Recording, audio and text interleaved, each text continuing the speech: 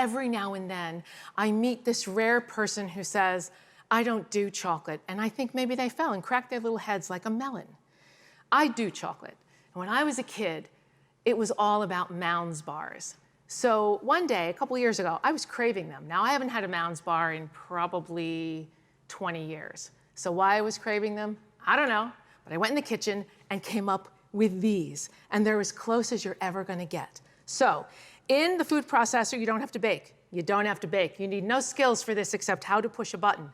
We'll see if I can do it. So in here, I have 2 cups of unsweetened coconut. Please buy unsweetened coconut because you do not know what's in the sweetened stuff. We're going to add about 2 tablespoons, carefully measured, of brown rice syrup, which is a glucose-based sweetener that tastes like butterscotch and is a complex sugar. So you get to have your candy and eat it. A tiny bit of vanilla, just a bit, to give it some flavor, again. About a teaspoon, you know. We're going to give it a pinch of salt, which actually makes it sweet. A dash of cinnamon. Cinnamon makes a dessert seem sweeter, lifts the flavor of chocolate up onto your palate so it's more intense, and helps to balance your blood sugars. Win, win, win, win. So in goes the cinnamon. Don't get too carried away, though, because cinnamon can be a little overwhelming. So, and then we take about 2 tablespoons of vegan butter substitute. Again, brand of your choice. And again, carefully measured. So, now comes the hard part. Seriously? As soon as it turns into sort of a sticky, clumpy mess, you're ready to go. Now, you might want to stop, as I'm going to, and make sure that all the brown rice syrup is off the side of the bowl so that it's actually, you know, in the candy. This is the easiest candy you will ever in your life make, ever. So now, I don't really whistle. Okay. Now you've got this lovely mess.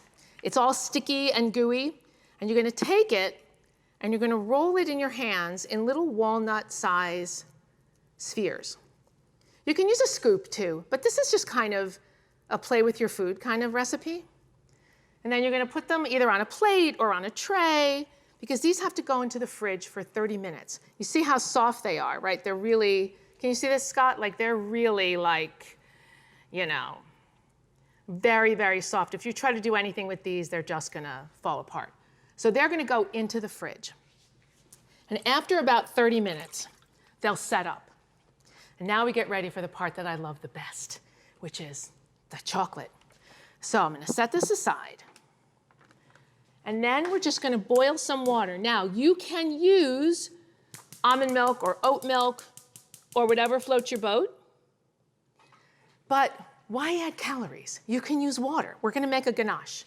We're going to add a tiny bit of brown rice syrup to this water and bring it to the boil. And as soon as it boils, we're going to pour it over these dark chocolate chips. Now, these are fair trade, organic, stevia sweetened, everything right about these. They are brilliant. And I know what you're thinking.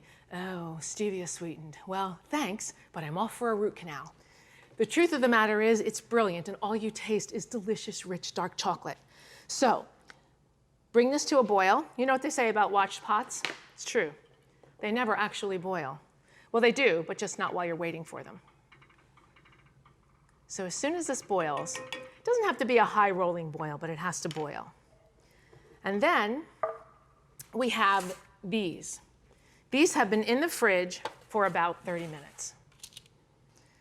As soon as you have bubbles at the edge, again, we are not boiling like we're having a baby here. You just get it to a high sort of simmer, pour it over your chocolate just to cover, then take a whisk. And then you start to whisk. And what you notice is you think, oh boy, this went south and this went south fast. It's lumpy, it's watery, it's not smooth. And you think, I may have done something terribly wrong here. And suddenly, under your whisk, it turns silky and dark and smooth and shiny, and all you can think to yourself is, what coconut? And you whisk until it's smooth, gorgeous, and you're in love, and you just want a spoon, and heck with everything else. And then you take and you enrobe each little sphere that has been in the fridge. So they melt ever so slightly because it's dark chocolate and it's hot, right? On this icy cold little sphere of coconut. And then you just keep enrobing. And if you're feeling like you can wait, you put them in the fridge and let the chocolate set. And then you take an extra chocolate chip or two and you decorate the top. And you stick these in the fridge and they'll set. And the chocolate will become hard and crunchy, and forget it. Like, forget it. It never lasts that long in my house. So these little Almond Joyfuls will help you with all of your sweet cravings, and they took nothing to make. So get back to the cutting board. What are you waiting for? And I'll see you next time on Christina Cooks. Mm.